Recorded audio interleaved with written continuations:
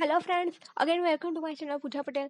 આ video through હું તમને સમજાવવાની કોશિશ કરીશ કે આપણે પાયથન પ્રોગ્રામિંગનો યુઝ કરીને બે નંબર્સનું એડિશન કેવી રીતે કરી શકીએ.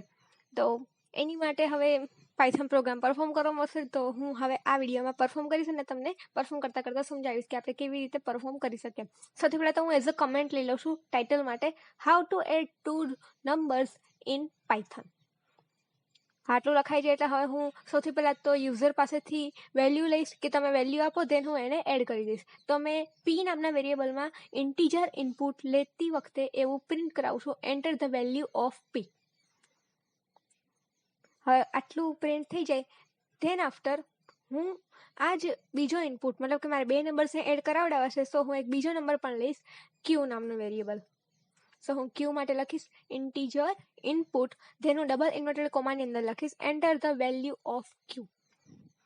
સો હવે એટલું પ્રિન્ટ થઈ જાય, ધેન આફ્ટર હું બંને નંબરને એડ કરાવી દઈશ અને એ એડ કરાવેલા નંબરને કોઈ ત્રીજા વેરિયેબલમાં હું સ્ટોર કરી દઈશ.